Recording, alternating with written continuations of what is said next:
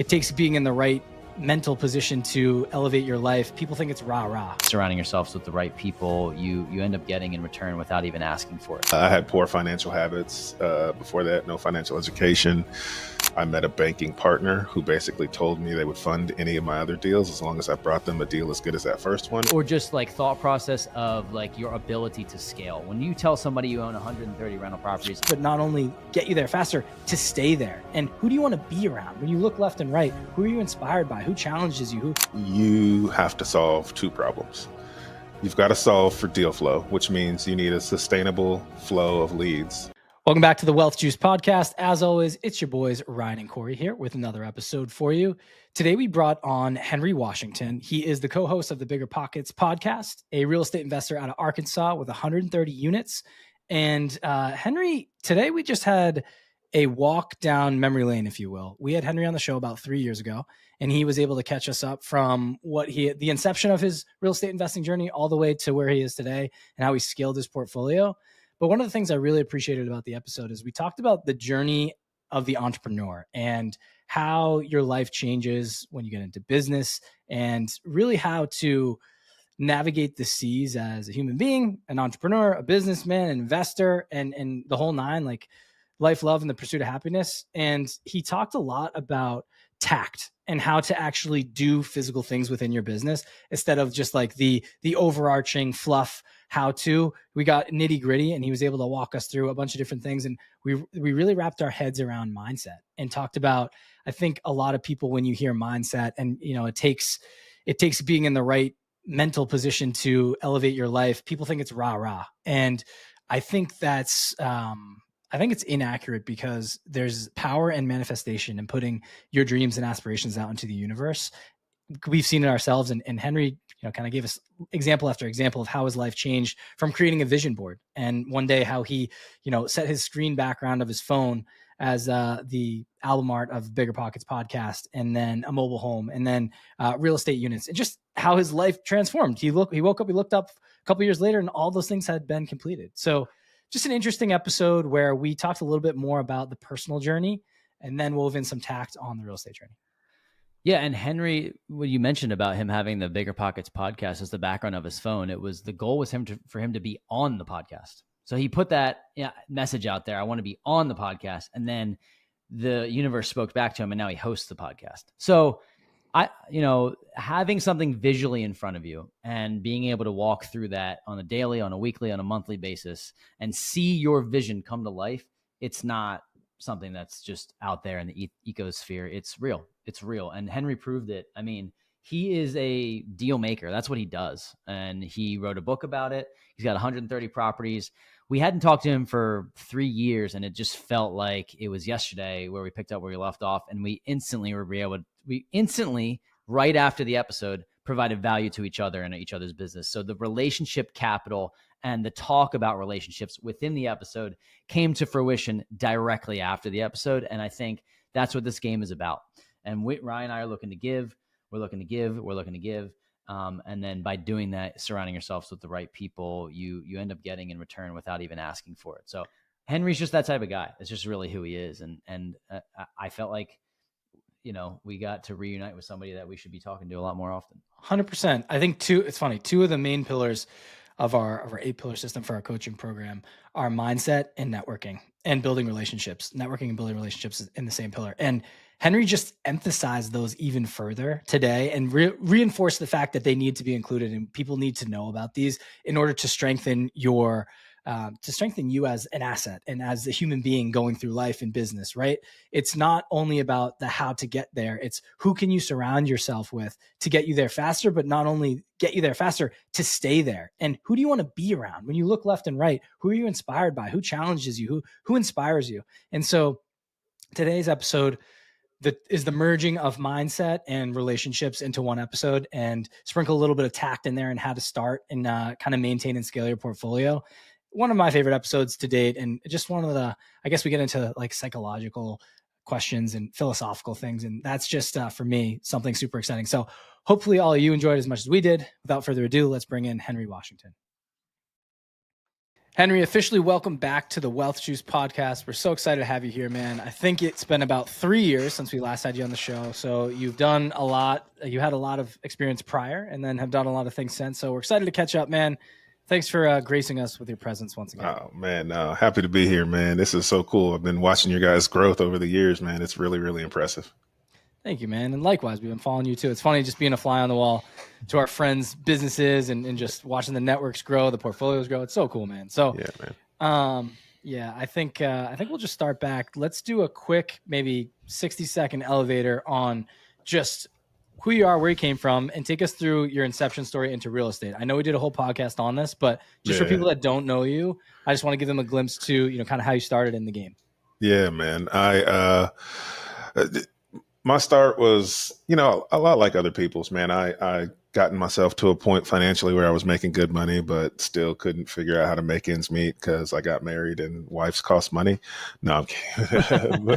You're not lying. But families cost money, right? And so I had poor financial habits. Before that, no financial education. So getting married and not having enough money forced me to go seek financial education. And that's how I learned about real estate investing, just through Google searching in the middle of the night one night about ways to make extra money. I think I Googled like side hustles and I was just trying to figure out something to bring in some extra cash, and stumbled on this thing called real estate investing. And then it just piqued my interest so much so that I was like, all right, well, I think I'm going to do this. And so from that period till about 90 days later, I just studied and literally obsessively hung out with anybody that would do anything with real estate, and then bought my first house. Bought that first house with very little of my own money. Was able to rent that house out, start making a profit, and then realized, okay, this is for real. It's legit. I had proof of concept. And so from that point, I had to figure out how to go and repeat the process. And the good news was that first deal, I met a banking partner who basically told me they would fund any of my other deals as long as I brought them a deal as good as that first one. And so I just started to study how to find really good deals because I had money now. I just needed to find the deals. That forced me to learn about direct to seller marketing. And I just been I studied that, and I've been doing that ever since. The formula really hasn't changed in terms of find great deals, contract great deals, monetize great deals. Sometimes I flip them, sometimes I hold them, sometimes I wholetail them. I rarely assign a contract, but that's still what I do today, y'all. Not much has changed. The underwriting changes because the market conditions change, but the fundamentals of real estate, find a good deal, add the value, and monetize it is still the same. I haven't changed much. Yeah. Well, you've grown a lot too. So we'll talk about that. I mean, for people that don't know you, I imagine most people listening to the podcast do know who you are, but co-host of BiggerPockets, author of Real Estate Dealmaker. That's your new book that's out. Yes, sir. You have 130 plus rental properties. So that's kind of catching you up to today. Yeah. I know you're in Arkansas. Is that primarily where you're buying and have always bought? I know you started there. Do you have you branched out into other markets? Yeah, no, most of my properties are in Northwest Arkansas or Southwest Missouri. So Southwest Missouri is an hour away from here. So everything is a drive away. I have one mobile home park in Mississippi. That's the furthest property I have. Everything else is pretty local. Yeah. So there's a theory out there of the 10,000 hours, right? So that's if you're working 40 hours a week, which I know is a joke to an entrepreneur, right? But let's just say you do, that's 5 years to get really good at something. And you've been doing this for longer than that. I'm curious about maybe some of the tactics or just thought process of your ability to scale. When you tell somebody you own 130 rental properties, like Ryan and I, for example, we have 70 plus units, but we don't own of them all, just the two of us, right? We have partnerships, general partnerships, a couple limited partnerships, and then we own some, but you have 130 plus. So I'm curious about maybe that 2 to 10 or 2 to 20, in that range where you're okay, now I can really start to grow. Anything in there that you can attribute to, a skill set, a connection? How do you feel that happened for you? Yeah, it's funny. That's literally what I wrote my book about, was that Real Estate Dealmaker book. But the whole idea is it doesn't matter what you want your portfolio to look like. You have to solve two problems. you've got to solve for deal flow, which means you need a sustainable flow of leads that is going to get you to your goal, right? So if you want to buy one house a year, then your lead flow needs to be a whole lot smaller, right? If you want to buy, 50 houses a year, then you need a more sustainable lead flow. So you need a flow of leads that can service your goals. And then you need a flow of money that can service you buying those properties for your goals, right?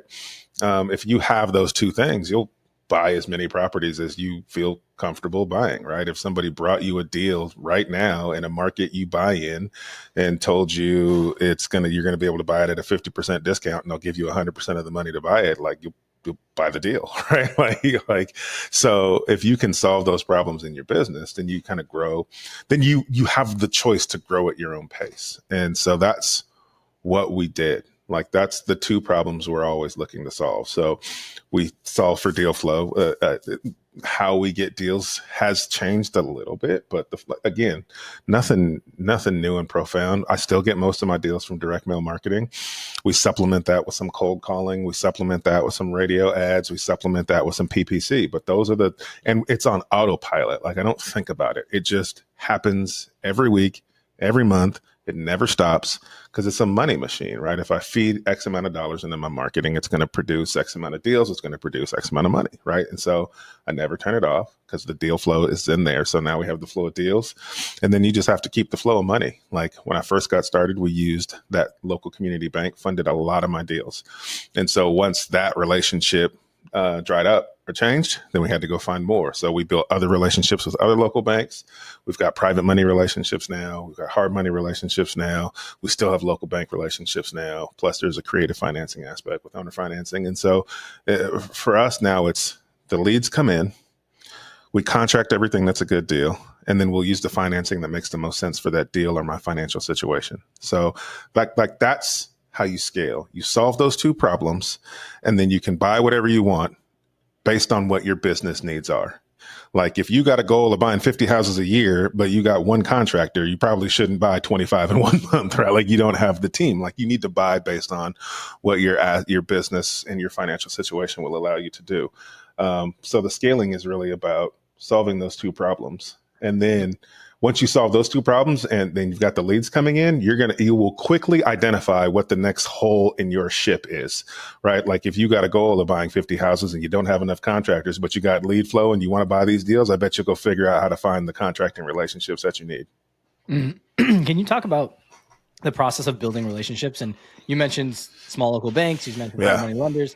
There's questions you can ask to vet people. But for example, there's a lot of times that people run out of cash and they want like, hey, listen, I can find the deals, but I just need cash to fund it. I don't have anything in the bank. How do I do this with a relationship, another partnership, or kind of forging this way? Yeah. I'd tell you F the money, find the deal. Because the deal is the money. So if your deal is good enough, you'll be able to find the money. So if you've got a good deal on the hook, don't not contract that deal because you don't have the money, because you could be leaving money on the table. Maybe you can assign that contract. You don't need money at all for an assignment, right? Maybe you can bring on a partner who brings the cash, but you have the deal, right? So now you get 50% of a great deal instead of 0%. Because I hear too many times people that are like, well, I got leads, but I don't have any money, so I'm not buying anything. Well, then you're leaving money on the table. So I would say go contract a good deal, go figure out how to find the money. If you can't find money for your good deal is not a good deal. It's trash, right? So make sure that your deal is good. So when we talk about the direct mail marketing, I'm very curious about how you've been able to ramp that up. And like the position you're at now, you mentioned it's on autopilot, and we're finding this out in any business. Like you have to get, I just got finished reading $100 million offers by Alex Hormozy, and I'm reading $100 million leads, right? So I'm like in this zone of like, wait, this is all the same, right? Every business has the same problem. It's like sales and marketing operations, right? So, and it's like, I never thought of it because you're thinking like when you do a business, oh, my business is so unique. It's so different than yours. Like, we're not talking about the same thing. And it's just not true. Like it's straight up not true. So I found out like, okay, we're turning up our leads. We went from, this is more for our coaching business, but we're spending X amount on ads, then we ramped it up, and we're trying to figure out like the rate of return. If you're just starting out, what is a decent amount? And I know it depends on your goals. Let's say you want to buy, like a house a month or something like that. And like the example that you had, what is a good amount to say, hey, I want to spend X on direct mail marketing, and then how do you know at the point where you're turning up the faucet a little bit? Yeah. Maybe it's a little bit of a loaded question, but no, just that's fine. I get it. I'll give you some rules of thumb. Ryan, I want to make sure I answered your question. Did I get the second part of that question? Yeah, you got it. It seemed like you had something you wanted to say, but if you as long as you're good. Yeah. I'm good. I'm happy. Yeah, okay. Thanks. Awesome. Yeah, man, this is it's a question I hear a lot, and people want a specific answer, and I will give you a specific answer based on rules of thumb, but not based on anybody's individual business. I can't do that. Right. But here's the thing. So in general, if you think about marketing for deals, right, the most successful people have their lead funnel channels and then they put them on autopilot. They don't think about them. Why do they do that? Because these methods are proven. They've been proven for decades. There is so much data out there that will tell you exactly how much mail you should send and what return rate you should see. There's tons of data out there on how many cold calls that will need to be made and what return rate you should see. There is literally data on every marketing channel you want to use.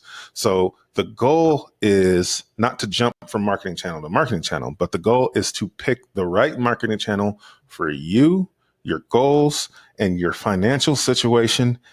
And when I say for you, I mean for you, like who you are. So as an example, for me, I don't like cold calling.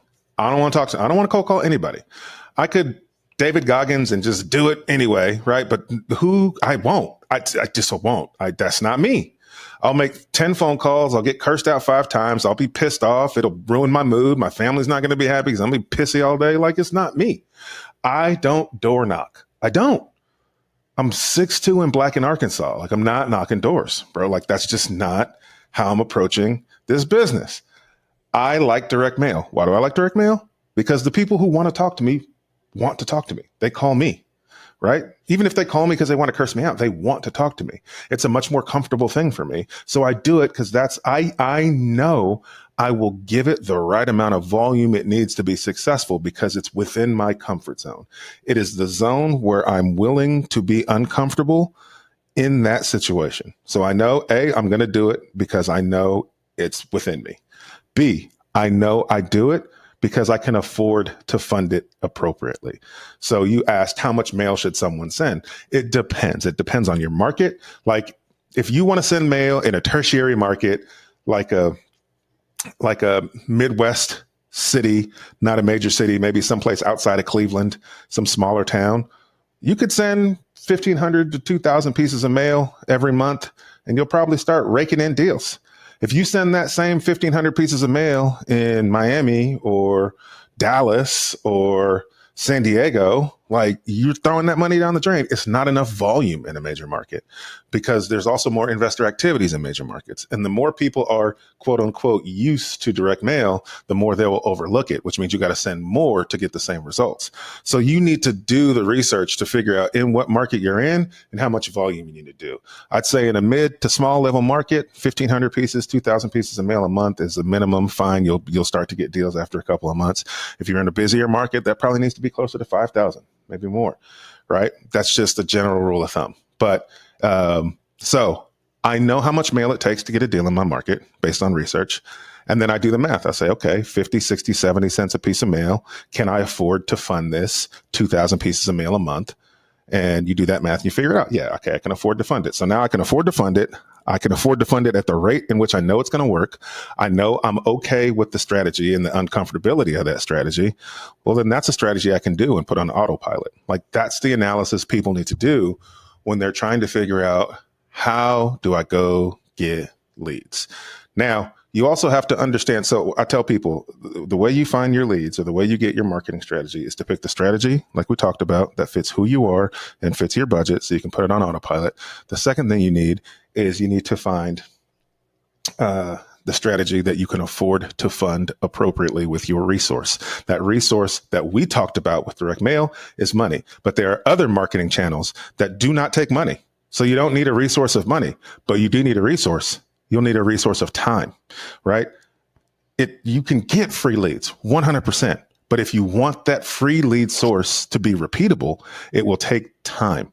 Like you could make offers on properties on the MLS and get a deal, but you're going to have to make a crap ton of offers. That takes a lot of time. That's a lot of properties to analyze. That's a lot of agents to communicate with about what your offer is. That's a lot of agents to communicate with about following up on your offer. That's a lot of counter offers. It's just a ton of work if you want to consistently use that free lead source as your main lead source. So then you need to do a budget of your money or your time. How much realistically do you have? Because most people are doing this with a full-time job and a family and kids, right? And so they say, yeah, I want to do this. I want to go buy 5 houses a year. Cool. How much you want to spend on marketing? I don't want to spend anything on marketing. Cool. How much time do you have? Maybe like an hour a week. All right. Well, you don't have enough of either resource that's going to get you a deal in the next 90 days. So you either got to be comfortable with the time frame it's going to take with the resources you have, or you got to find a way to increase those resources. So you got to find a way to find yourself more time or more money so that you can supplement that marketing strategy with something else. Like that's the reality of marketing for deals. I love it, man. I love how you're just, I mean, I already knew this about you, but for people that are listening, like just being yourself and knowing what you're good at and what you want to go after. And like, I say this because Ryan and I did some cold calling for a while, and I've been in sales my whole life. I hated that more than a lot of things. I realized that like, okay, this isn't the only way that you can go about it. It might be the cheapest in terms of like, not the cheapest, but it might be like an inexpensive way for you to get in touch with people. But your lead flow in terms of like how many conversions you're going to get is likely lower because the people that respond back to you, Henry, on getting your mail, it's like they're kind of primed, or at least they're interested enough. So I found the same thing. I was like, do I suck at this or do I just not like this? And like hearing from somebody from you who's like a deal maker, knowing that like if that's not your strategy, you kind of got to know yourself before you can implement it. And I feel like that's pretty important. Amen.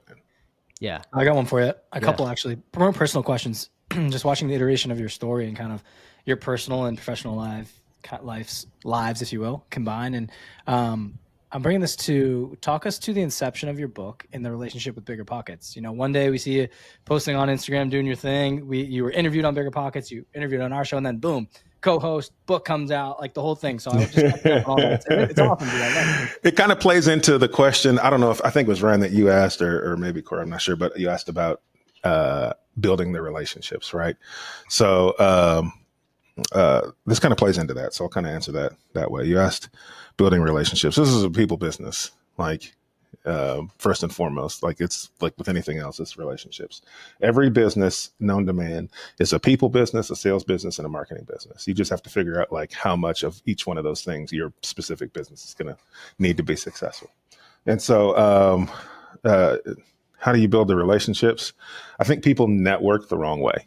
I think people network to get, right? They're like, I need to learn how to do X, or I need to go find Y. Let me go get around people who have that and then see if I can get or learn that from them. And like at its core, like that's what you want the result to be, but that's not how you get to the result. Networking is all about giving. If you change your mind frame from, I want to get something out of this networking experience, to, I want to make sure that people around me are getting what they need from me in this networking experience, you will naturally get, because the whole idea is you want to put human nature in your favor, right? That's why when you go to businesses, there's like, you know, like a free candy dish, or there's a, you know, free samples. The whole concept of the free thing was that people want to put human nature in their favor. People feel like if I got something from somebody, then subconsciously there's some sort of loyalty, some sort of reciprocity that's like built into our subconscious. And so you do the same thing with networking, right? So if you start seeing networking as an opportunity to be of service to people, then people will naturally remember you, because that's one of the hardest parts about networking is there's a room full of a bunch of people.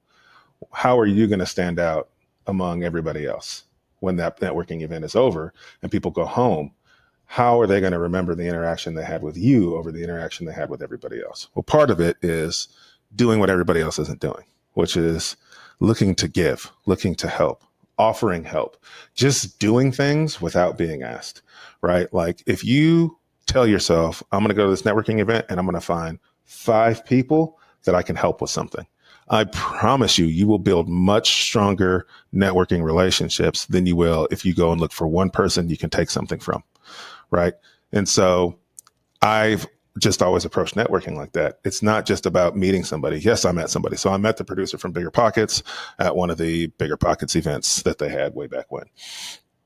And I met a couple other people from BiggerPockets. And instead of just looking to get from them, I wanted to give them something. And so I was always connecting. So some of them were investing in my market. And so I was trying to connect them with the resources that I had, lending partners, banks. Like, what do you need? Do you need a lender? Do you need a contractor? Here, let me connect you with this person. So I was always connecting the dots for people, trying to be of service, never asking for anything in return, right? Just trying to be someone who is of service. And that helped me maintain the relationships over the years. And then when the opportunity came, when Brandon Turner decided he was going to do his own thing, they had this gap to fill. And the producer just reached out to me out of the blue and said, hey, we don't know what we're going to do here. You mind filling in for a few episodes until we figure out how we're going to address this? And I was like, yeah, man, whatever you need.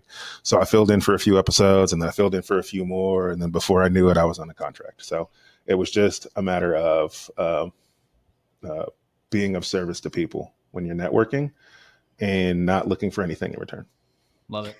That's the key. You just you gave us the formula here. You serve and then you get after, not in reverse order. So I love that. I'm curious about in Northwest Arkansas in 2024. This episode will be released actually early 25. Like what a good deal looks like, and we'll talk about like a specific exit strategy, so you can give us some numbers here.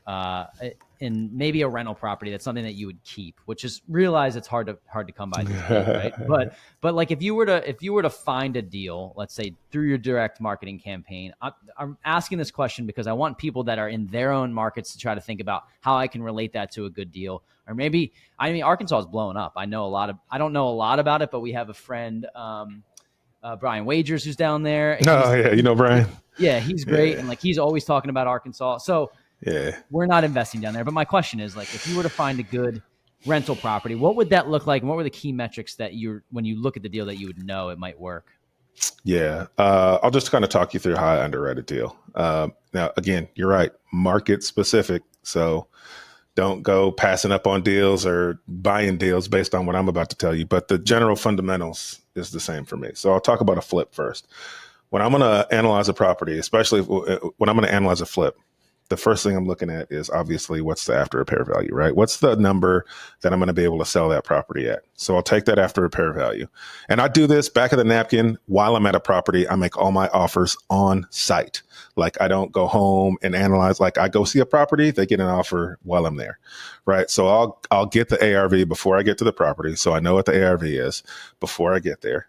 And after I have the ARV, the only number I need to make an offer is the repair budget.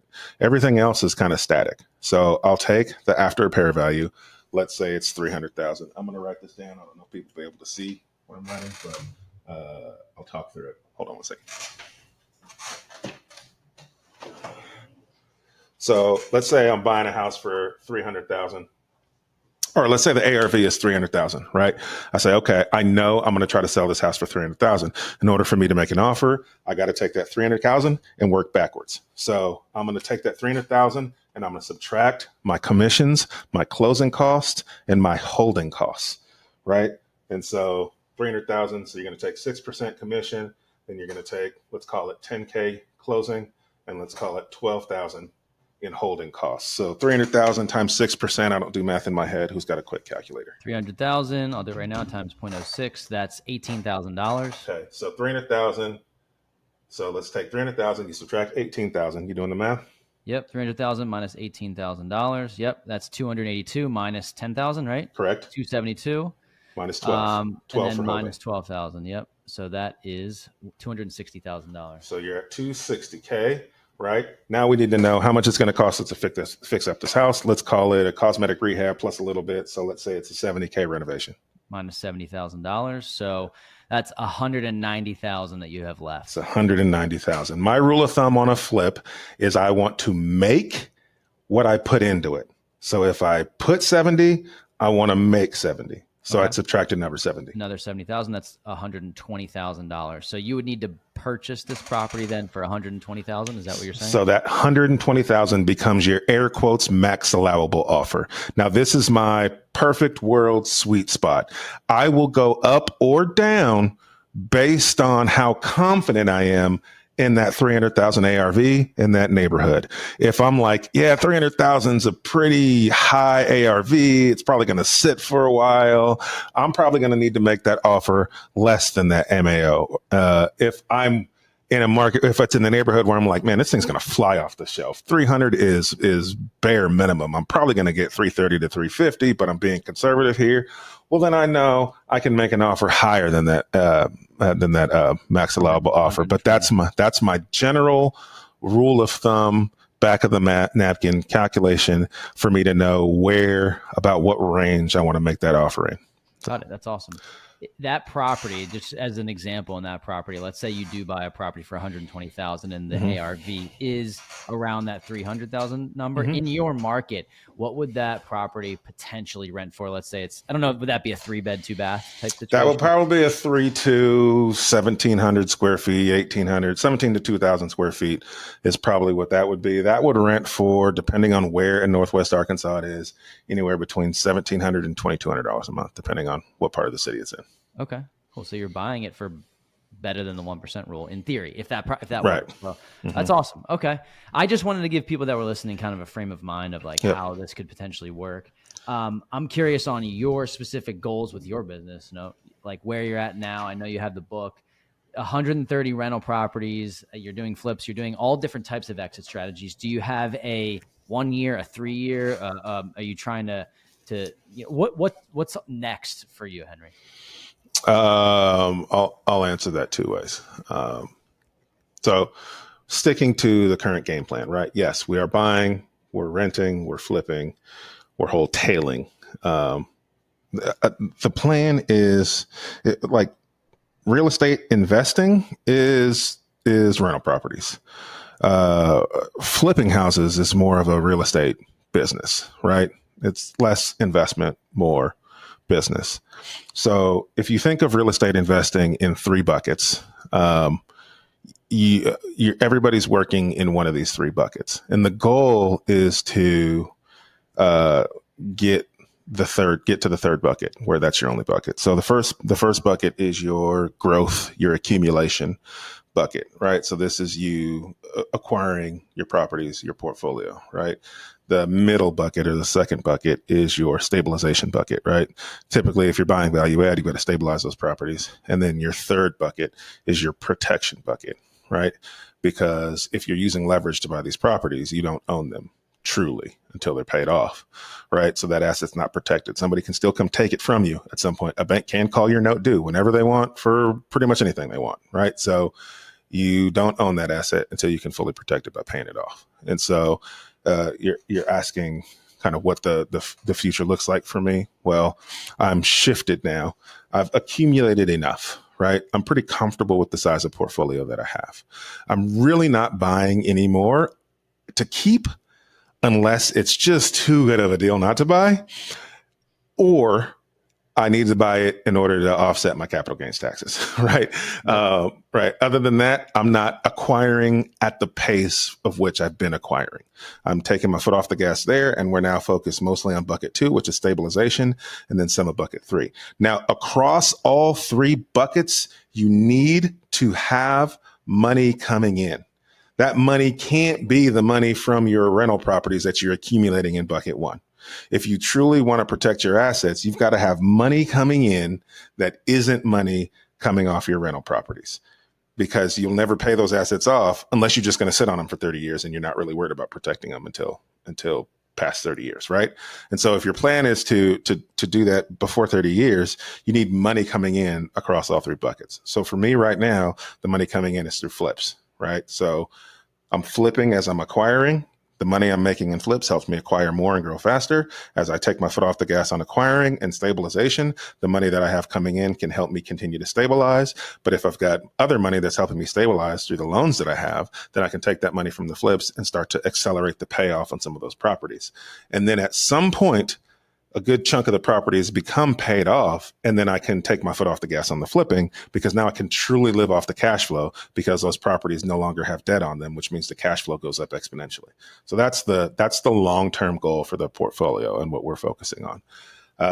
The other thing we're focusing on, the second way I'll answer that question, is we're looking at opening a residential assisted living home, and using that as an investment vehicle. It's just we've got a passion for that. I've got an aging mother with some health issues. We had a hard time finding a place for her to live, and I'm pretty passionate about people not having similar struggles and providing better quality care for our elderly community.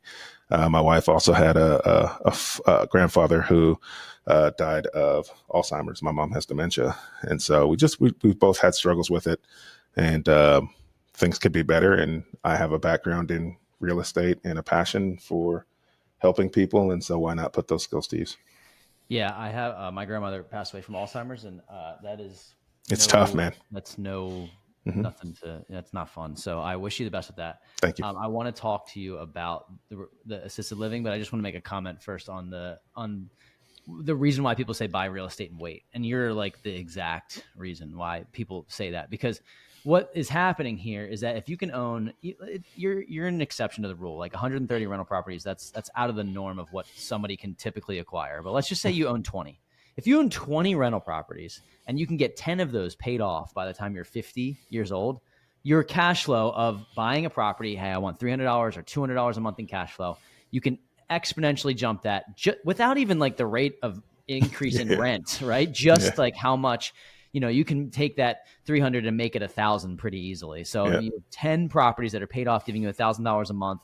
And then you add the appreciation, then you add the ability to borrow against that portfolio, then you add the rents increasing. It's like that to me, and Coach Carson taught us this too, like the small but mighty. That to me is how you can win the game and create several 401ks and several retirement plans for yourself. So I just personally love that. I think people, and ourselves included, you focus so much on scaling and so much on leverage and so much on growth.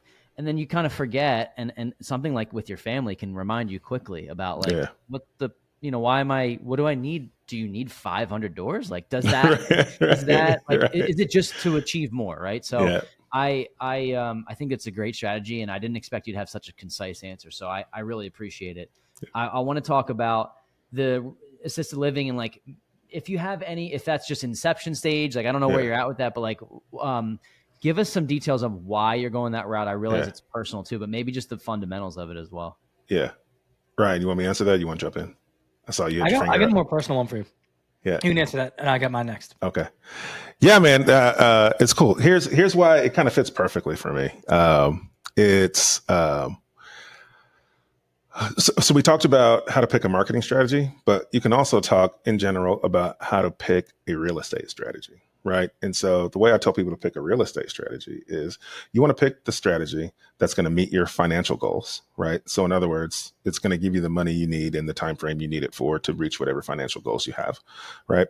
But it also needs to meet I call it your warm fuzzies. You need something other than money that this goal helps you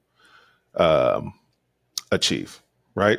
Because if you don't have the thing other than money to count on, then you're going to jump strategies every time you see a new cool way to make money in real estate. And it's going to be hard for you to stay in your own lane, because all you're doing it for is the money. So when somebody says, oh, well, I got this new, asset class to go invest in, and you're like, oh, well, I'll go try that. Well, then you haven't given yourself that 10,000 hours in any one particular strategy, because you keep jumping ship, right? And so how you stop from jumping ship is you need something bigger than yourself that it satisfies for you. And so for me, I do single and small multifamily real estate, not because of it makes me the most money. Like, arguably, if I shifted into large scale multifamily real estate, I would make more money with a very similar level of effort, right? But large scale multifamily real estate doesn't meet my warm fuzzy goals. It doesn't make me feel good, right?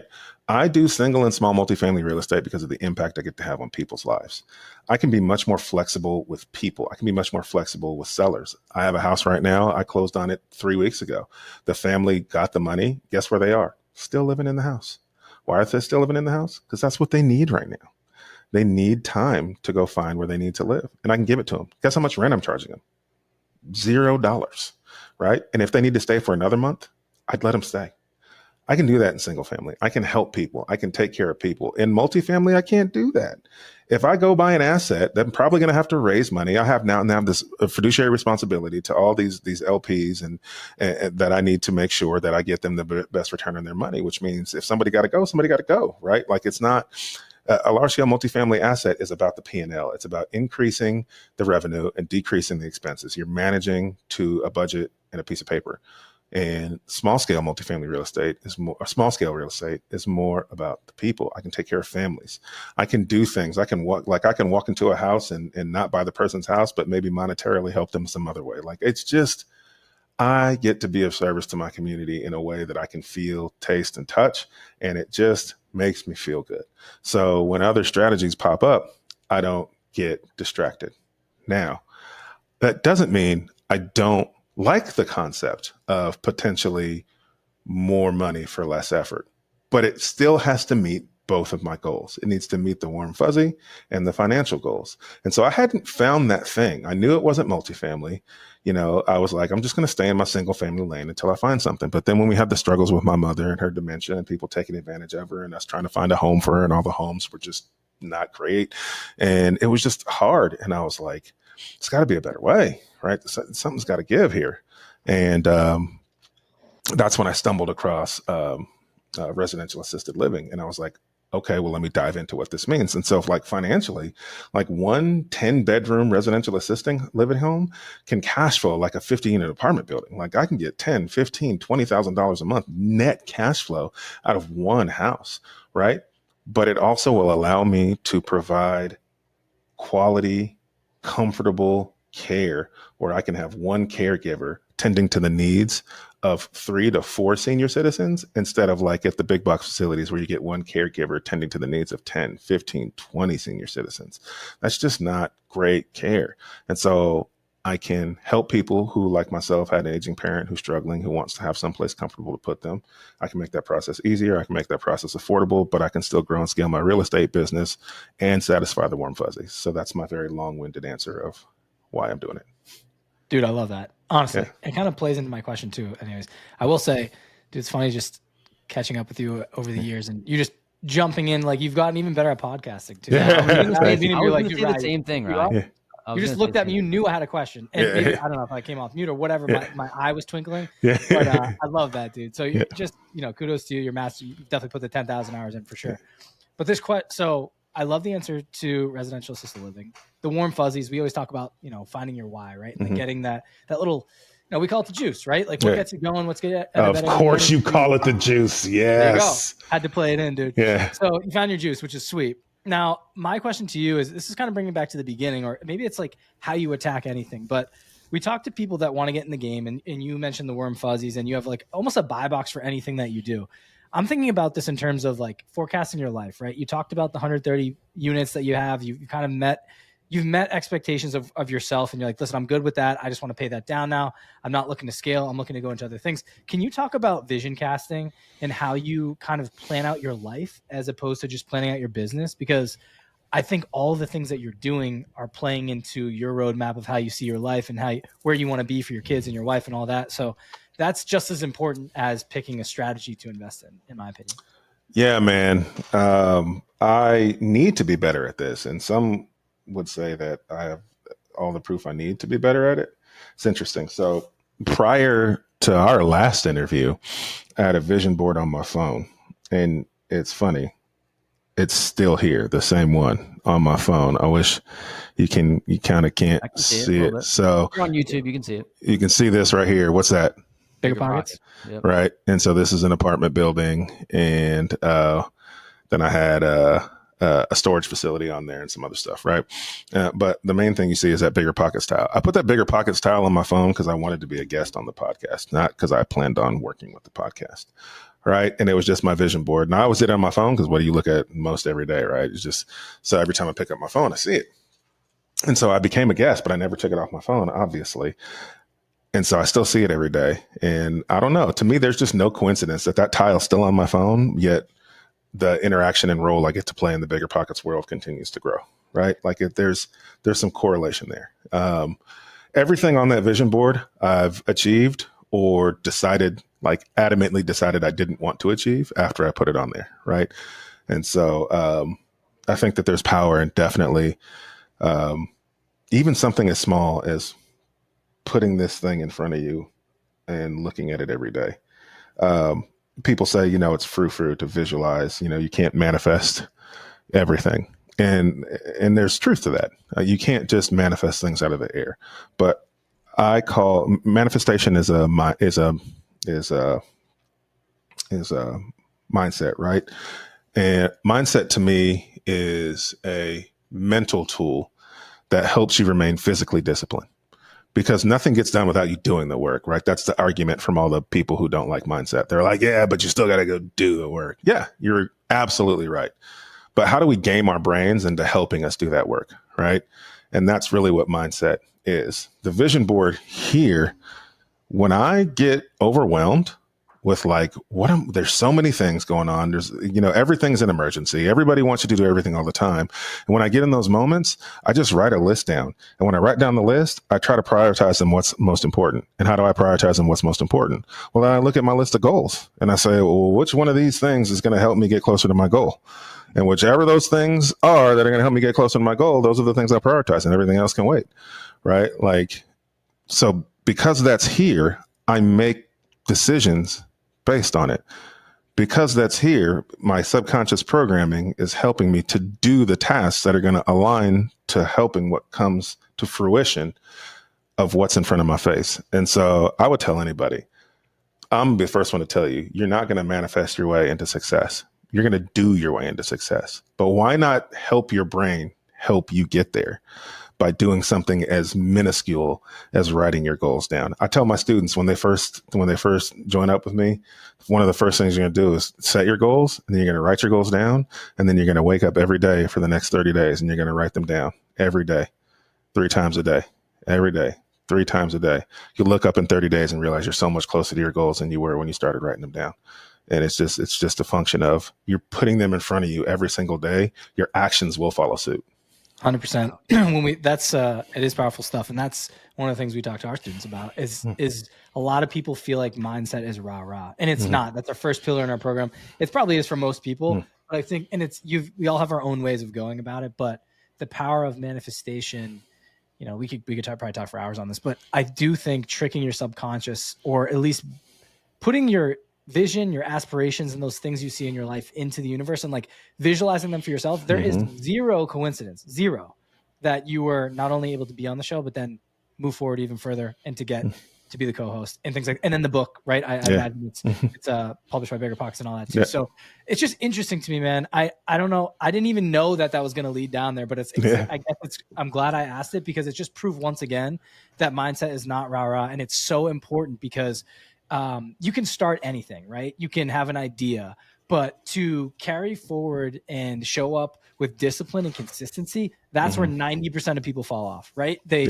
buy a property like, that was great, that's cool. They have one, they keep, that's it. And then they don't do it again. They're like, that was pretty tough. I don't know if I want to do that again. It's great. You still have one, or you have the idea of getting one and you start reading the books. You pick up Henry's book, you analyze a couple deals, and then you get close. You're like, oh man, I just got to wait for that perfect deal before I make the offer. 6 months goes by, a year goes by, they never make the offer. You never become a real estate investor. You look down 3 years later, like still have all the books, never did shit about it. So it's just interesting to me, man. I had this, just a funny story for you. And I don't own the car yet, but forever, I've just always had this, the Lamborghini effect, right? Where like, hey, if I can afford this car, if I buy this car, I've made it financially to where I want to go. This has started when I was a kid. My life has changed since I've had a child myself. My world has changed. And I understand it's not all about material things. But for me, I hold that as like the Mount Rushmore for myself of like, dude, when you get there, you'll made it. You've made it. And so we go through all the motions here.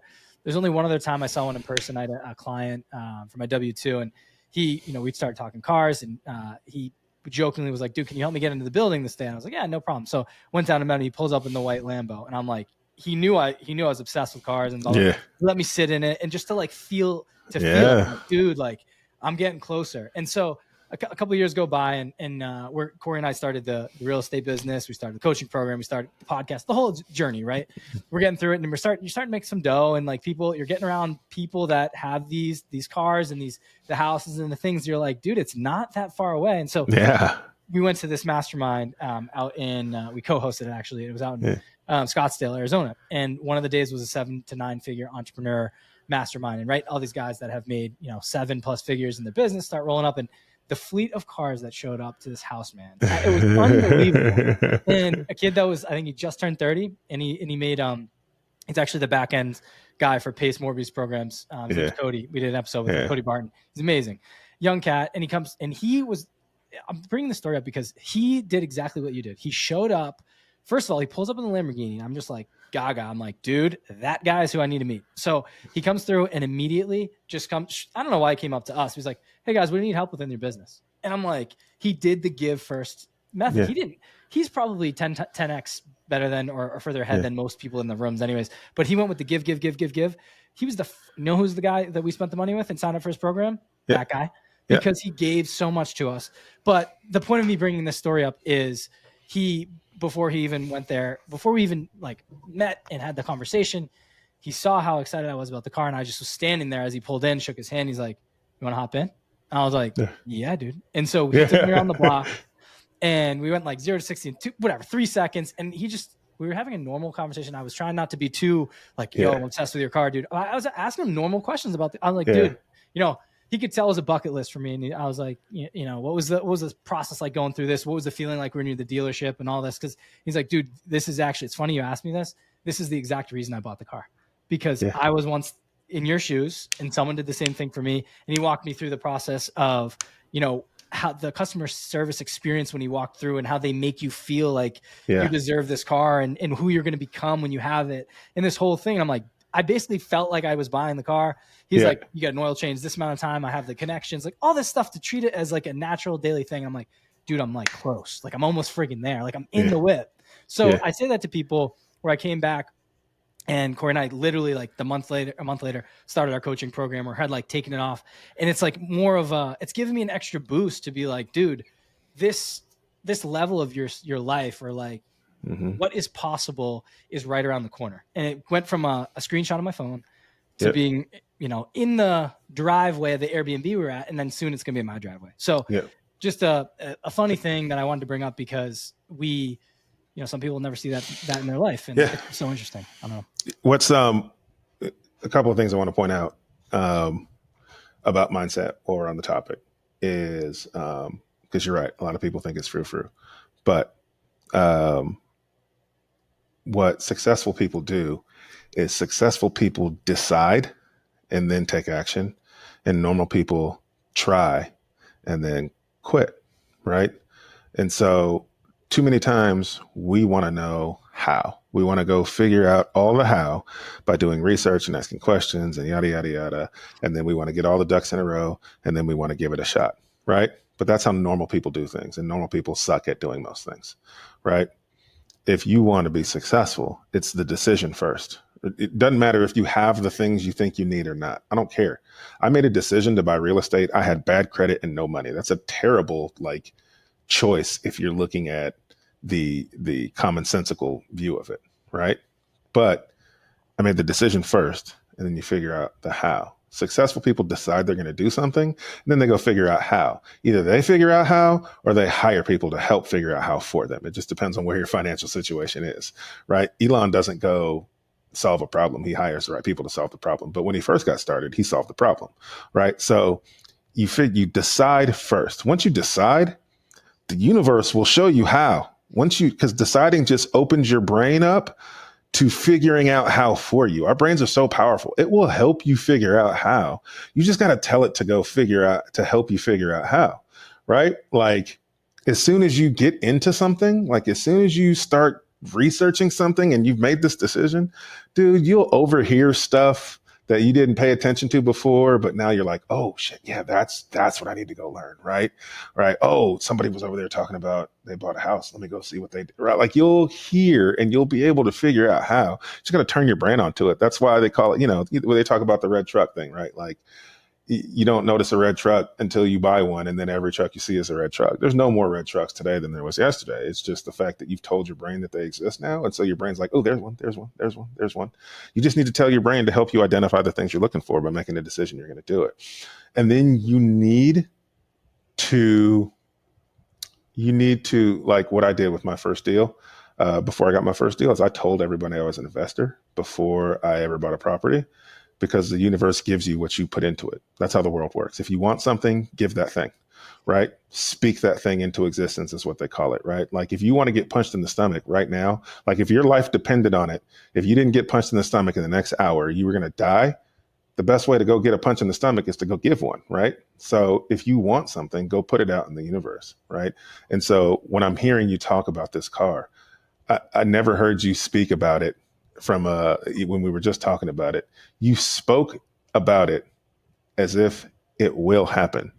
You never spoke about it as if it's like, I'd like it to happen, or I'm going to try to get that car. You never said you're going to try to get that car. You said when you're going to get that car. Like the words that you use have power.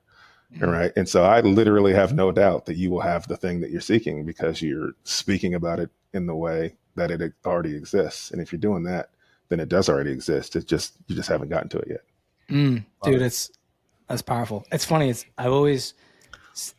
positive affirmation, but always in my head, I'm like, it's not if I will be successful, it's just when. It's a matter of time, right? And it's I don't know. I guess when you bring it back to the elementary roots of that, it's just, there's no option. It's just, it might take me a little bit longer. Yeah. I don't know what avenue it would be. Like we always think life's linear, but you see the little squiggle boards and I'm like, I'm left up, writing down. I'm like, oh, I didn't plan on this. I didn't plan on being on podcasts and writing books. That wasn't in my plan. Like just and thank God, right? Like I'm so limited in what I can think up of in terms of success in my own head. Like I'm just doing what I'm supposed to be doing, and the doors are going to open, man. 100%, man. And I think back to something you said earlier, and you touched on relationships. And I just think that's what keeps this whole thing driving. You can have good days, bad days, but when you get in the game, you realize a lot of people that are going through it have once been in your shoes. A lot of people in our niche or our industry, right? Like everyone's so willing to give, right? Like we didn't talk to you and I don't know, like personally talk to you in 2 years, ask you to come back on the show. You're like, dude, got you. When do you want me to show up? It's like, dude, like people are just awesome. Like you're awesome, dude. And like, it's the same thing. If you had a question for us or needed anything, it's like, dude, what do you need? And I think a lot of people get daunted by that. And they're like, people that are making money and they're buying assets and things. They're just doing it for them. There's so many deals out there. There's so many properties out there. So for us, once we overcame that in our head, we're like, oh, we're just part of the pack now. And now we give first, right? Like, how can we give? How can we give? What do you need? And it always comes back tenfold. But I want people to listen, like the importance of relationships is just an undertone for this episode that I want people to remember. Like you can go far by yourself. You can go, I don't know the quote again, but like you can go to a certain extent yourself. But we found that when you bring yourself around other people, like-minded individuals, you can scale so much further. And honestly, you get to share the journey with other people. Like I much rather have the relationship capital with you than having an extra property. I just enjoy conversation. Knowing other people are out there. If we needed a couch to sleep on, just random shit. Like you don't know who you're going to need at some point. And for me, I just, relationships make the world go round versus chasing money every single day. And I will say the key, like you don't have to nurture some long-standing relationship, right? Like we don't talk every day, right? But there wasn't a day that went by over the past 3 years that I ever felt like if I didn't need something from you, I wouldn't get it. Like I knew I just needed to ask, right? And that comes from genuinely giving, right? And so like if you're hearing this and you're like, you want to give to get, like it'll come across. Like people will feel that. They'll feel that vibe from you. Like, yeah, he was trying to help me, but something was off, right? Like the reason that I said yes to you guys is because you're genuine. Like at any point, at any given time throughout the 3 years, I knew I could count on you. You knew you could count on me. It didn't have to we didn't have to talk about it. We didn't have to talk every other week for you to know that. Like that's like, you got to be genuine if you're going to do this, because that's what's going to let people know that they can count on you. That's what's going to let people know that you are like, do what you say you're going to do. Show up for people. Man, the doors will open. It's crazy. It's I don't know how to concisely say this, but it's personal brand, right? It's how do you show your true colors every single day in a world that most people have their hand out, right? Mm-hmm. And it's an interesting thing. And I didn't really think about it. I guess maybe as you get older and you go through certain experiences, it starts to really resonate you with a little bit more. But just having conversations like this, there's just so much value in them to make you feel good and realize, hey, I'm on the right path. Like I'm doing what I'm supposed to be doing. Yeah. And I don't know who's going to listen to the show, but you've gotten this a bunch of times. We've gotten this a bunch of times. When you get those DMs, man, to say, holy shit, I heard that conversation with Henry, man, and I needed that today. Like that, you don't realize you changed my life. We had one, I'll give you a quick example. The person that we co-hosted the mastermind with out in Scottsdale, 2020, we started the podcast. He started listening. By the way, the podcast back then, trash. It's Corey and I talking about our first deal and like how the pandemic is playing into that. Like, what are we talking about? So he listens to the show. He would DM us once in a while and be like, hey guys, I'm thinking about getting into real estate.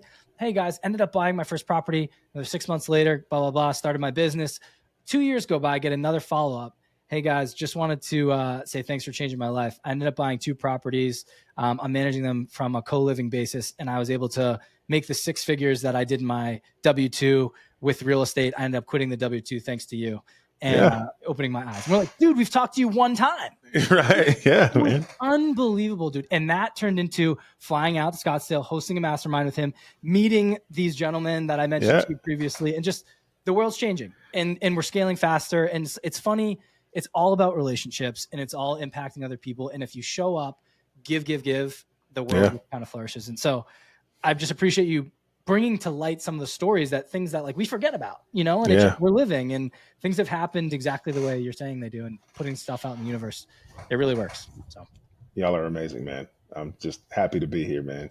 Appreciate it, man. I feel the same way. We as we wind down the show, I just want to touch on your book here. So Real Estate Deal Maker, you can get it wherever you can get books. I'm curious about the decision to write it and like, what was the purpose behind it? Because you're doing deals, right? Like not everyone that does deals writes books, right? So like, talk to us about that. I've never been a big reader. I'm an audiobooks guy. Like, so like reading actual paper books hasn't been something I ever really did in school. But as you become an entrepreneur, you realize like, man, everything I need to know is out here in these books. So I better stop forcing them in my head. Right. And so I've always been an audiobook guy. And so BiggerPockets came to me and they were like, hey, well, they came to me originally and they were like, would you write a book? And I was like, I mean, I guess, I don't know. And then they came to me not long and they were like, hey, somebody in our book release schedule this year dropped out. So we have an opening. Like, would you want to write a book this year? And I was like, I guess. And I was like, it was overwhelmed. Never been a big, like I said, never been a big reader. But, here's the thing with the book. Like, I knew I had to do it. And here's why I know I had to do it. After I did my first real estate deal, my very first deal, 90 days prior to me doing that deal, I'd had a panic attack about not making enough money. And that panic attack is what led me to do all that Google searching and find out about real estate. And then I bought that first deal 90 days later. And after I bought that first deal 90 days later, the bank called me and told me they wanted me to take out a line of credit on the equity in that property so that I could go buy more and use that line of credit as my down payment. And I just remember 90 days after the panic attack, I owned that house. It was paying for itself, plus paying me some cash flow. Plus the bank was like, take out a line of credit. And they had given me access to about $30,000 on a line of credit. And to go from panicking about financially not knowing how to take care of your family to owning an asset that's paying you and staring $30,000 in the face, like I was so overwhelmed with happiness. But the main feeling I felt was a sense of responsibility. I just didn't feel like God led me down this path and opened all these doors for me just so that I could learn how to be wealthy for myself. I just didn't think that's what happened. Like, I feel like I was led down that path because there had to be other people who look like me, think like me, were in a worse financial position than me, that had no idea they were so much closer to changing their financial future through investing in real estate and just didn't know it was possible for them, that I felt like, okay, I feel like you're telling me I have to share this. And so I'm going to share it. And that's when I started my social media, because I really didn't have a social media presence before that. I just did it because I was like, I don't know how to share with anybody. I just know everybody goes to the internet for stuff. So I'll put stuff on the internet. Hopefully somebody sees it. Right. And so that's what's transformed into where we are today. And so when I was approached with writing the book, I was terrified, scared, overwhelmed, no idea how to do it. I didn't want to do it, to be honest with you, when I first got approached with it. But I said, okay, this is another thing where I feel like I'm supposed to do this. So I'm going to do it, because there are people out there who want to write books for a living and struggle and can't. They're pitching books to publishers. They can't get a book deal, and they need to write books to feed their families. And someone's spoon feeding me a book deal and I'm not going to take it. How irresponsible of me. How irresponsible. Hell yeah, I'm going to write that book. And if they come to me and want me to write another one, I'll do that too. That's just how I saw it. That's awesome, man.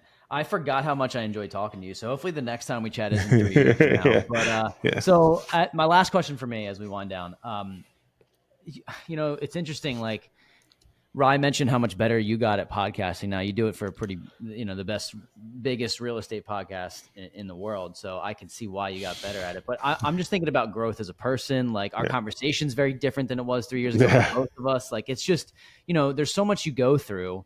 I'm curious about if you went back to your 18-year-old self, knowing what you know now, what advice would you give 18-year-old Henry and why?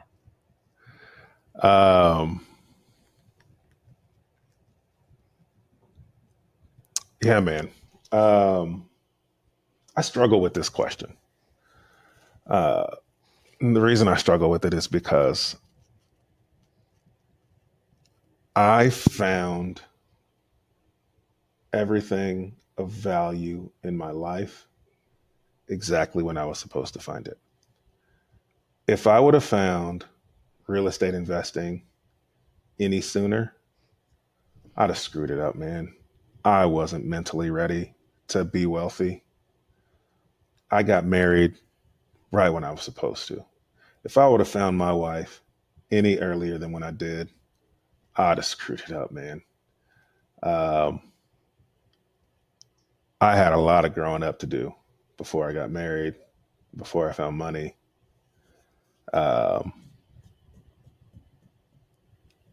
I've just been really fortunate that I've always been exactly where I'm supposed to be, doing exactly what I'm supposed to be doing. I don't know that I would tell myself anything. Well, I think the candidness from that is like, REI knows this person who wrote the book, like Where Your Feet Are.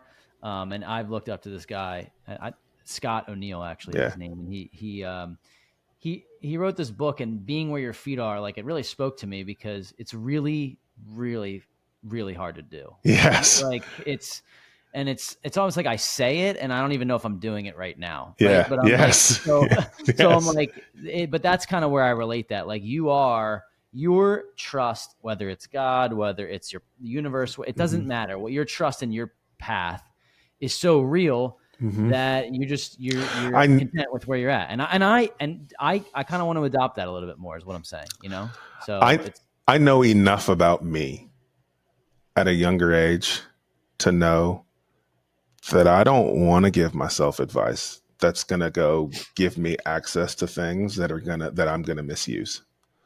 Like, I just wasn't mentally ready. And so if I would have learned a way to go and make $50,000 flipping a house 10 years before I learned it, I don't know, man, money gives you access. And a lot of the reason I didn't get in trouble when I was younger, it wasn't because I wouldn't have done some things. It was because I couldn't afford to do some things. And so, I think the root of the question is like, what's kind of the best piece of advice? And I would say what I tell people, like the best piece of advice from an investing perspective is you have to put the blinders on. The cool part about real estate is there's a million ways to make $1 million. But the overwhelming part about real estate is there's a million ways to make $1 million. So you've got to do the thing that's the lowest common denominator in the business. Like if you don't do anything else but the lowest common denominator, which is, in my opinion, is learning how to find a good deal and then doing that consistently until it produces results, then you get overwhelmed. And so like, if you're new, like from a real estate perspective, that's all I would focus on. What's a good deal look like? What's one way I can find good deals? I'm going to do that relentlessly, consistently until it produces a result. Once you find that deal, you'll be able to do the rest. Like you need a contractor to renovate a property, but if you ain't got a property for them to renovate, you don't need a contractor, right? Like you need money to buy a house, but if you ain't got a house for the money to use the money, like if you had $1 million today and no house to buy, you're not going to be able to do anything with it, right? So learn what a good deal looks like. Go find the deal. The best piece of life advice I could give you is similarly to what we talked about. Like the sooner you realize that like nothing we do is for us and everything we do is for somebody else, like you guys, like the more successful you'll be in sooner, then you can embrace that. Like nothing you're doing right now is for you. We get to reap the benefits of the things that we're doing while we have them, but it's not for us. And once we start realizing that, like, I'm supposed to be doing this because there's somebody else who needs to reap to learn from this or to experience this or to be a part of this, like the more success you'll have sooner. But like nothing is for us. This isn't for me. Beautiful. I got one. Mm-hmm. Yeah. So I just want to make a comment here as we wind down the show, but this episode was a lot of like self-introspection for me and kind of taking the journey. It's funny, we've talked to you, was it 3 years ago? And then we're kind of catching up now, but it's funny. We've talked about the timeline of, I think you as an investor, but then as you as a man. And I think we're all looking at ourselves and what we've done, subconsciously as we're going through this episode. And what I think is I'm looking at this as a path, right? I'm almost seeing as, Henry as a real estate investor, you're going one way, and then also going the same way as Henry as a man. And you mentioned as you've gone through this, you weren't prepared. Had you found real estate earlier, you wouldn't be prepared for what it would provide you, right? And the dollar amounts and all things like that. So what I want to say here is everyone starts on a different path and on a different position in their journey. That you might be 40 and you have a wife, kids, and you're just so much more ready to take on a business at that point versus you starting as a kid and going after the flash and not realizing that there's more to life than maybe the glitz, the glam, and the, material aspects of life. So I say this to say I'm going through this journey too. And it's so interesting where you start a business, and I don't know if I could have taken it as serious versus just like, hey, this is just a side hobby that I'm doing. Whereas now we have things riding on it, and other people are impacted, not only our families, but the people that have followed us on this journey for the last 4.5 years. And they're like, dude, like we bought in, like we're in, we want you have taught us so much. If you go somewhere, well, then where do we go? It's just an interesting thing now where you mentioned there's more people invested in more to this. And I think it's such an interesting thing. Not many people talk about the journey of a human being as you go through this in your life as an entrepreneur. You could be a super in tune with yourself, mature human being, and then start a business, or you could be very immature and start a business. And then where's that business going to lead you to?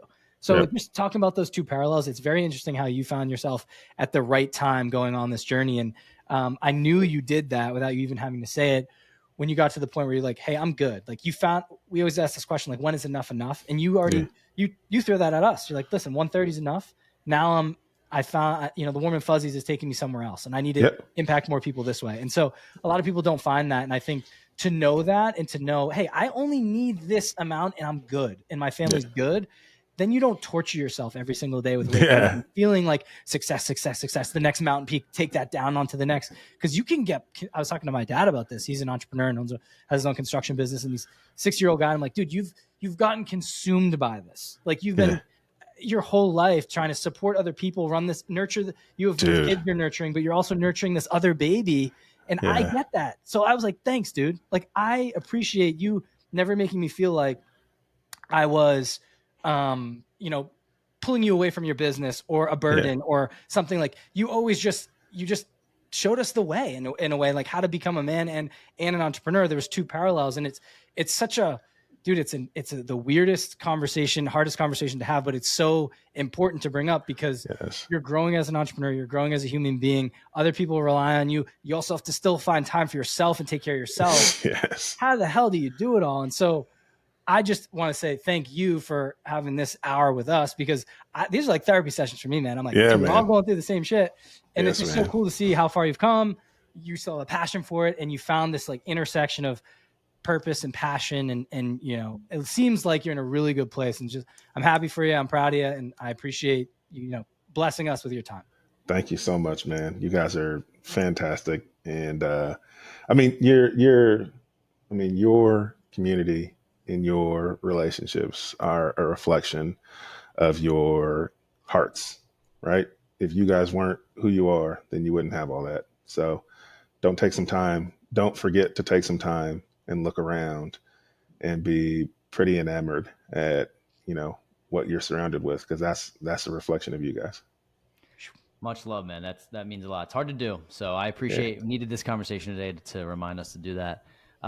We appreciate you coming on, man. This is, it's so great to catch up with you. I love your story. I love what you're doing. You're changing the world bit by bit. So if people want to learn more about you, follow you, you know, network, give to you, right? Yeah. What's the best way for them to do that? Best way to reach me is my website, www.henrywashington.com, or just check me out on Instagram at @thehenrywashington. Awesome, man. Thank you so much. Once again, absolute pleasure. I might have brought a little slight tear to my eye. Yeah. I appreciate you. Thank you guys, man. You guys are amazing.